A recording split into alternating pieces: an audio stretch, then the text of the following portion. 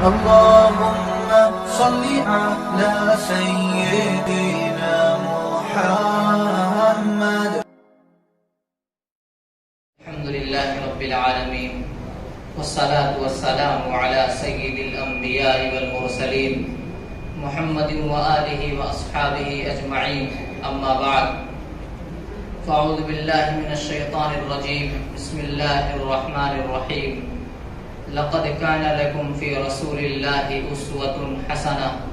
صدق الله العظيم.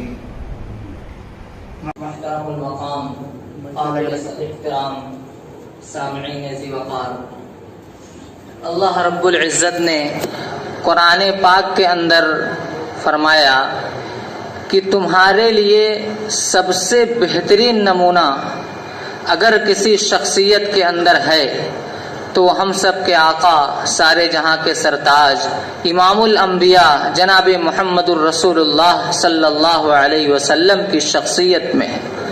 سب سے بہترین نمونہ. اسوا کا مطلب ہوتا ہے نمونہ. نمونے دو طرح کے ہوتے ہیں. نمونہ اچھا بھی ہوتا ہے اور نمونہ برا بھی ہوتا ہے. بچہ جب چھوٹا ہوتا ہے تو اس کے لیے اس کے ماں باپ نمونہ ہوتے ہیں، اور جب بڑا ہوتا ہے تو اس کے اساتذہ ہوتے ہیں. اسی طریقے سے ہر شخص کی زندگی میں کوئی نہ کوئی شخص نمونہ بن کر ہوتا ہے، جس کے وہ طریقے پر چلتا ہے، جس کی باتوں کو وہ مانتا ہے. لہذا اللہ رب العزت نے اپنی اس امت کو، نبی کی اس امت کو، ہمیں اور آپ کو جو نمونہ عطا کیا ہے وہ نمونہ اللہ کے حبیب صلی اللہ علیہ وسلم کا نمونہ ہے کہ اگر اس نمونے پر چلو گے تب تو دنیا کے اندر کامیاب ہوگے، آخرت کے اندر کامیاب ہوگے. اور جہاں اس نمونے سے ہٹے اور جہاں اس نمونے سے روگردانی کیے وہاں پہ تم ناکام ہو جاؤ گے. دنیا میں بھی ناکام ہو جاؤ گے اور آخرت میں بھی ناکام ہو جاؤ گے. اسی وجہ سے اس امت کو گھیر دیا گیا ہے آقا صلی اللہ علیہ وسلم کے نمونے کے اندر. اب جب طائرانہ نظر ڈالیں گے تو دیکھیں گے کہ اس نمونے پر چلنے والے کتنے زیادہ کامیاب ہوا کرتے ہیں. شیخ العرب والعجم حضرت مولانا حسین احمد مدنی صاحب دامت نور اللہ مرقدہ کی زندگی اٹھا کر دیکھیں گے تو ان کے اندر کس طریقے سے اللہ کے رسول کا نمونہ موجود تھا. وہ جب بیان کرتے تھے تو بہت ٹھہر ٹھہر کر بیان کرتے تھے، اور اتنا ٹھہر ٹھہر کر بیان کرتے تھے کہ حضرت کی ہر بات سب کو سمجھ میں آ جایا کرتی تھی. وہ دارالعلوم دیوبند میں حدیث پڑھاتے تھے، شیخ الحدیث تھے دارالعلوم دیوبند کے. طلبہ نے ان سے خط لکھا کہ حضرت آپ بہت آرام سے بولتے ہیں، آپ کیا جلدی بولنے پر قادر نہیں ہیں؟ آپ کو تو جلدی بولنا چاہیے. جہاں 500 کا مجمع رہتا ہے، جب آپ تقریر کرنے کے لیے کھڑے ہوتے ہیں تو 100 کا مجمع بنتا ہے، 100 کا مجمع صرف بچتا ہے آپ کے اس آرام کی تقریر کی وجہ سے. اور ہم لوگ جو سبق آپ سے پڑھنے کے لیے آتے ہیں، آپ اتنی آرام سے تقریر کرتے ہیں کہ ہم لوگ بور ہو جاتے ہیں اور درسگاہ میں سو جاتے ہیں. تو مولانا حسین احمد مدنی صاحب نور اللہ مرقدہ نے اس خط کو درسگاہ کے اندر پڑھا، دارالحدیث میں بیٹھ کر اس خط کو پڑھا اور فرمایا کہ ہاں میں تیز بولنے پر قادر ہوں، لیکن اما عائشہ فرماتی ہیں کہ جب میرے حبیب بات کرتے تھے تو اتنے آرام سے بات کرتے تھے کہ ایک ایک کلمہ سمجھ میں آتا تھا، ایک ایک لفظ ہر کسی کو سمجھ میں آتا تھا، تب جا کے وہ لوگ کامیاب ہوئے. اس طریقے سے رسول اللہ کی اسوہ پر ان کا عمل تھا کہ اللہ کے حبیب جس طرح بات کرتے تھے اس طریقے سے وہ بات کر رہے ہیں. اگر ہمیں اپنی زندگی میں وہ لانا ہے، آپ اگر کسی اور کی زندگی اٹھا کر دیکھیں گے تو اس میں آپ کو سب چیزیں نہیں ملیں گی. اگر پہننا مل جائے گا تو بولنا نہیں ملے گا. آج انسان اگر کسی کی زندگی کو اپناتا ہے تو یا تو صرف اس کے کپڑے کو اپناتا ہے یا صرف اس کی بول چال کو اپناتا ہے. لیکن اگر آپ اپنے حبیب کے طریقے کو اپنائیں گے اور اپنے حبیب کے اسوہ کو اپنائیں گے تو جان لیجئے کہ آپ کی بات بھی بے مثال ہے، آپ کی اوقات اور آپ کی عزت وہ بھی بے مثال ہے، اور آپ کا رہن سہن، آپ کا اوڑھنا، آپ کا بچھونا، ہر چیز بے مثال ہے. حضرت مولانا حسین احمد مدنی صاحب کا یہ واقعہ ہے. ایک بہت مشہور تھا حضرت مولانا کے بارے میں کہ مولانا سنت کے بہت پابند ہیں. لہٰذا ایک شیعہ تھا، اس نے سوچا کہ ہم جاتے ہیں اور حسین احمد مدنی کا امتحان لیتے ہیں، دیکھتا ہوں کہ یہ کس طریقے سے سنت کا کتنا پابند ہے۔ جب وہ پہنچتا ہے حضرت مولانا کی خدمت میں تو حضرت مولانا سے مصافحہ کرتا ہے، تو جب مولانا سے مصافحہ کرتا ہے تو ہاتھ پکڑتے ہیں، تو دونوں وہ بھی ہاتھ پکڑے ہوئے ہیں اور یہ بھی ہاتھ پکڑے ہوئے ہیں، نہ حضرت اس کا ہاتھ چھوڑ رہے ہیں نہ وہ حضرت کا ہاتھ چھوڑ رہا ہے، کیونکہ اللہ کے حبیب کا معمول تھا کہ جب آپ سے کوئی مصافحہ کرتا تھا تو آپ پہلے ہاتھ نہیں کھینچتے تھے بلکہ اس کو کھینچنے کا موقع دیتے تھے۔ آپ کے اندر اتنی شفقت تھی، آپ پہلے اپنا مصافحہ والا ہاتھ نہیں کھینچتے تھے۔ اب وہ آدمی کھڑا ہے، حضرت سے بات بھی کر رہا ہے، 5 سے 10 منٹ گزر گیا، نہ حضرت نے ہاتھ کھینچا اور نہ اس نے کھینچا۔ آخرکار وہ عاجز آ گیا اور عاجز آنے کے بعد اس نے خود اپنے ہاتھ کو کھینچ لیا۔ تب اس نے کہا کہ حسین احمد مدنی، میں مان گیا کہ تو کتنا سنت کا پابند ہے، تو نے سنت کی حدیث کو پڑھ کے رکھا ہے۔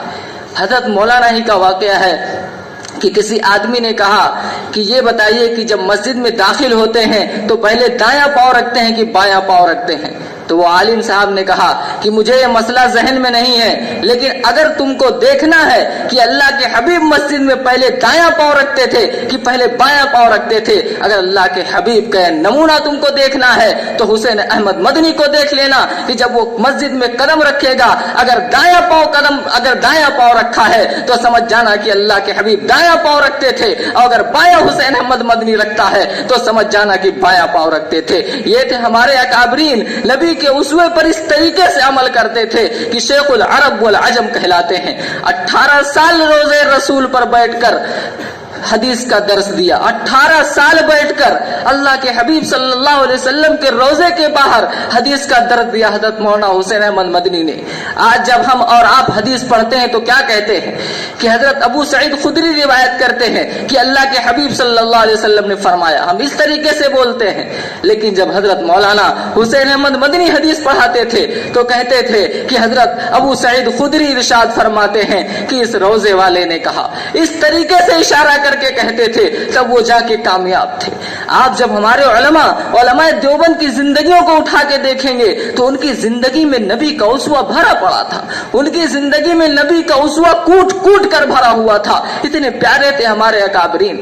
آج اب ان کے تذکرے سے نہ جانے کہاں دور بھٹک رہے ہیں کہ اگر نبی کا اسوہ ہمیں چاہیے اور نبی کا اسوہ کیسا تھا، اگر ہمیں اس چیز کو سیکھنا ہے اور اس سبق کو اگر سیکھنا ہے تو علماء دیوبند کے اسوے کو اٹھانا پڑے گا، علماء دیوبند کے اسوے کو دیکھنا پڑے گا۔ سب سے پہلی بات تو آج ہم لوگ یہ سمجھتے ہیں کہ دیوبند ایک فرقہ ہے۔ سب سے پہلے یہ جان لیجئے کہ دیوبند کوئی فرقہ نہیں ہے، علماء دیوبند کسی فرقے کا نام نہیں ہے، بلکہ دیوبندی ان کو کہتے ہیں جو اللہ کے حبیب صلی اللہ علیہ وسلم اور صحابہ کرام، تابعین، تبع تابعین، ائمہ مجتہدین کا جو طریقہ تھا اور جو طریقہ وہیں سے چلتا ہوا آ رہا ہے، جو اس طریقے پر چلتا ہو وہ دیوبندی ہے، وہ علماء دیوبند کہلاتے ہیں۔ جو دیوبند سے پڑھے وہ دیوبندی ہرگز نہیں۔ دیوبندی اس کو اگر ہم سمجھتے ہیں تو یہ ہمارے عقیدے کی گڑبڑی۔ دیوبندی اس کو نہیں کہیں گے جو رسول اللہ کے سنت پر چلے اور جس طریقے سے اللہ کے رسول کی زندگی تھی، جس طریقے پر صحابہ کی زندگی تھی، جو اس اسوہ پر چلے اور جو اس طریقے پر چلے وہ دیوبندی کہلاتا ہے۔ جب آپ ہمارے اکابرین کی سیرت کو اٹھا کر دیکھیں گے تو پتہ چلتا ہے کہ کس طریقے سے ان حضرات کے اندر رسول اللہ کی عظمت تھی اور کس طریقے سے ان حضرات کے اندر رسول اللہ کی سیرت کا اپنانا تھا اور کس طریقے سے لوگ رسول اللہ سے لگے ہوئے تھے۔ حضرت مولانا محمد قاسم نانوتوی رحمت اللہ علیہ جب حج کرنے کے لیے جاتے ہیں اور مدینہ سے کئی میل پہلے ہی اپنا جوتا اتار لیتے ہیں، کسی نے کہا کہ حضرت یہ پتھریلی زمین ہے، اگر آپ یہاں جوتا اتار رہے ہیں تو آپ کے پیروں میں زخم آ جائے گا، آپ کے پیروں میں پتھر لگے گا، کٹ جائے گا، پھٹ جائے گا۔ حضرت مولانا نانوتوی نے کہا کہ میاں مجھے اس زخم کی کوئی پرواہ نہیں، مجھے اس جوتے کے اتارنے کی کوئی پرواہ نہیں ہے، میں نے تو جوتا اس وجہ سے اتارا ہے کہ کہیں آج سے 1400 سال پہلے رسول اللہ کے قدم نہ اس جگہ پر پڑے ہوں اور نانوتوی کا قدم اس قدم پہ پڑ جائے، میں اس چیز کو گوارا نہیں کرتا ہوں۔ یہ ہمارے اکابرین کا اسوہ تھا، تب آج جا کے وہ لوگ کامیاب ہیں، اس طریقے پر کامیاب ہیں کہ آج ہم ان کی مثالیں دیا پھرتے ہیں۔ حضرت مولانا قاسم نانوتوی سے ایک پنڈت جی نے کہا کہ नानोतवी अगर तुम हमारे धर्म में आ जाओ और अगर तुम हमारे धर्म को अपना लो तो हम तो तुम्हारी पूजा करवा देंगे। तुम इतनी बड़ी शख्सियत हो और तुम इतने बड़े आदमी हो, ये मुसलमान तुम्हारा जो है एहतराम नहीं कर पा रहे हैं, तुम्हारा जो है जिस तरीके से एजाज होना चाहिए ये एजाज नहीं कर पा रहे हैं, तुम मेरे धर्म में आ जाओ। हजरत मौलाना नानोतवी ने कहा कि भाई मेरी पूजा हर घर में होती है, मैं जिस नबी की जिस सीरत को लेकर आया हूँ और जिस तालीम को लेकर आया हूँ वो तालीम आज घर घर के अंदर आम है, और जब उस तालीम का चर्चा हर घर के अंदर होता है तो जान लो कि नानोतवी का भी चर्चा हर घर के अंदर होता है। हजरत मौलाना नानोतवी रहमतुल्लाह अलैह को अंग्रेज गिरफ्तार करने के लिए आए, हजरत के खिलाफ वारंट निकला। सन 1857 की जंग आजादी में जब नाकामी हुई थी तो उस वक्त अंग्रेज जो है गुस्से में आ गए, और गुस्से में आने के बाद हजरत मौलाना कासिम नानोतवी, हजरत मौलाना रशीद अहमद गंगोही, अल्लाह अमान वर्षा कश्मीर रहमतुल्लाह, इन हजरात के खिलाफ वारंट निकाल दिया। बहरहाल हजरत गंगोही को तो गिरफ्तार कर लेकर इलाहाबाद की जेल में भेज दिया गया, लेकिन जब मौलाना नानोतवी को गिरफ्तार करने के लिए आए तो हजरत छुप गए।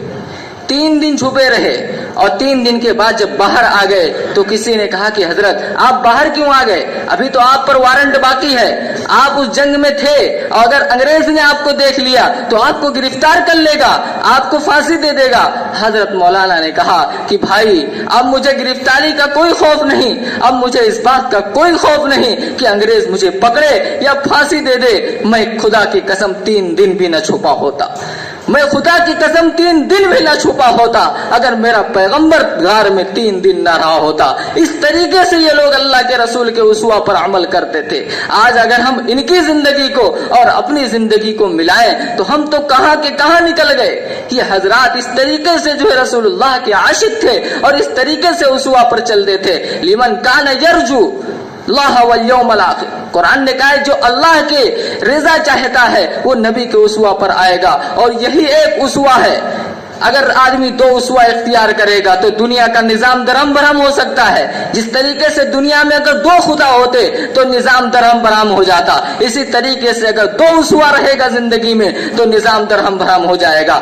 एक उस्वा होना चाहिए, एक मुस्लिम कौम और एक उस्वा। अगर हजारों उस्वा पर चलेंगे तो हम आखिरत में खसारा उठाने वालों में से हो जाएंगे। हमें इन उस्वा को और नबी के इस नमूने को अपने अकाबरीन की जिंदगी से सीखना है कि किस तरीके से हजरात ने हमारी और आपकी फिक्र की और किस तरीके से इन लोगों ने नबी के उस्वा पर अमल किया। आज दुनिया इनकी मिसाल देती है। इन हजरात की बड़ी खिदमत है हमारे ऊपर।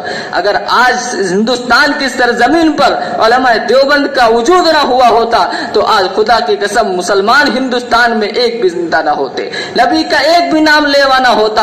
आप स्पेन की तारीख उठाकर देख लीजिए, 800 साल मुसलमानों ने स्पेन के अंदर हुकूमत की, लेकिन आज अगर स्पेन चले जाइए तो वहां पर किबला बताने वाला कोई नहीं है कि काबा किस तरफ है। इस तरीके से स्पेन में मुसलमान मिट गए, लेकिन जब हिंदुस्तान में अंग्रेज ने इस बात का तहिया किया कि मैं हिंदुस्तान से मुसलमानों को मिटा दूंगा और हिंदुस्तान से कुरान को मिटा दूंगा, तो जिस तरीके से इन हजरात ने दीन की खिदमत की है, आप हजरत शेखुल हिंद रहमतुल्लाह अलैह को उठाकर देखें। जब माल्टा से 4 साल की जेल काट कर आते हैं तो उलमा की एक मीटिंग में बैठते हैं और वहां पर जो है उलमा से खिताब करते हैं और कहते हैं कि मैंने इस 4 साल की असीरी में अगर कोई बात सीखी है तो वो ये है कि 2 बातें मैंने नोट किया है जो मुसलमानों के खसारे का सबब है। तमाम के तमाम लोग खामोश हो गए कि शेखुल शुयूख उस्तादुल उलमा आज ऐसा कौन सा 2 सबक सीख कर आ गया है जिसने हजारों उलमा को तैयार किया, जिसने हजारों की जिंदगियों को संवारा। आज वो कह रहा है कि खसारे का सबब 2 है। उस वक्त मीटिंग के अंदर हजरत शेख ज़करिया रहमतुल्लाह अलैह, हजरत मौलाना इलियास कांधेलवी, हजरत मुफ्ती शफी साहब उस्मानी और बड़े बड़े उलमाए कराम और काबिरीन कराम तशरीफ फरमाते। अचानक सामईन पर यकलुखत तारी हो गई, सब अचंभे में पड़ गए कि आखिर कौन सा वो 2 सबक है। तो उन्होंने कहा कि वो 2 सबक ये है कि आज मुसलमान कुरान से दूर हो गया, मुसलमान कुरान से दूर हो गया है, इस वजह से आज मुसलमान परेशान हाल है। और दूसरा सबब जो हजरत ने बयान फरमाया वो दूसरा सबब ये था कि हमारी आपस की नाइत्तेफाकियां, ہمارے اندر اختلافات جو پائے جا رہے ہیں، آج اس کی وجہ سے ہمارے جو ہے قوم کے اندر اور آج ہمارے اندر جو اختلافات پائے جا رہے ہیں اور قرآن سے جو روگردانی ہے اور قرآن سے جو اعراض ہے، یہ دو سبب ہمارے خسارے کا استاد الشیوخ شیخ العلماء حضرت مولانا محمود حسن دھاب دیوبندی رحمۃ اللہ علیہ نے بیان فرمائی۔ پھر حضرت نے کہا کہ میری خواہش یہ ہے کہ میں چاہتا یہ ہوں کہ جس طریقے سے پورے گاؤں میں ایک ایک گاؤں کے اندر ایک ایک ضلع کے اندر قرآن کی تعلیمات کو پہنچایا جائے، سب سے پہلے قرآن کو ناظرہ پڑھنے کو عام کیا جائے۔ میری خواہش ہے کہ ہر گاؤں کے اندر ایک مکتب کھل جائے تاکہ وہاں پہ بچے اپنے رسول کے کلام کو پڑھیں، قرآن کریم کو سیکھیں۔ اور دوسری خواہش جو بیان فرمائی حضرت شیخ الہند نے وہ یہ تھا کہ ہر جگہ ہر مسجد میں عوامی درس قرآن کا انتظام ہو جائے کہ قرآن ہمیں کیا بتاتا ہے اور ہمیں کس طریقے سے اپنی زندگی کو گزارنا ہے، ہمیں وہ چیز سیکھنے کو مل جائے۔ حضرت مفتی شفیع صاحب لکھتے ہیں کہ یہ دو چیزیں حقیقت میں دیکھی جائے تو ایک ہے، کیونکہ مسلمانوں کے اندر یہ جو اختلافات پیدا ہوئے ہیں یہ اختلافات واقعتاً قرآن کو ترک کرنے کی وجہ سے ہوئے ہیں۔ اگر آج ہمارا عمل قرآن کے اوپر ہوتا تو آج ہمارے اندر اختلافات نہ پائے جاتے۔ حقیقت میں دو چیزیں ہیں، یہ حضرات اس طریقے سے ہماری خدمت کر کے گئے ہیں۔ چار چیزیں دین کے اندر ہیں، ایک ہے تنزیل دین، ایک ہے تکمیل دین، ایک ہے تمکین دین، ایک ہے تدوین دین۔ یہ چار کام دین کے اندر ہیں۔ تنزیل دین جو ہے اس کا مطلب ہوتا ہے دین کو نازل کرنا۔ دین کو نازل کیا اللہ رب العزت نے، دین کو نازل کیا اللہ نے۔ اور تکمیل دین، یہ مکمل ہوا جو دین وہ رسول اللہ صلی اللہ علیہ وسلم پر مکمل ہوا۔ تمکین دین اللہ کے حبیب پر ہوا، اور تکمیل دین جو ہے اس کو مضبوط کرنا، دین کو مضبوط کیا صحابہ کرام نے۔ اور جب بات آئی تدوین دین کی، دین کے لکھنے کی، تو دین کو لکھا امام ابو حنیفہ صاحب نور اللہ مرقدہ نے۔ تو یہ چار کام تو ہم نے پا لیے گئے، تو علماء دیوبند کا کیا کردار ہے ہماری زندگیوں میں، اصل یہ جاننا ہے کہ چاروں چیزیں تو ہو گئی، تنزیل دین اللہ نے کر دی، تکمیل دین رسول اللہ پر ہو گئی، تمکین دین صحابہ پر ہو گئی، تدوین دین امام اعظم ابو حنیفہ رحمۃ اللہ علیہ نے کر دیا۔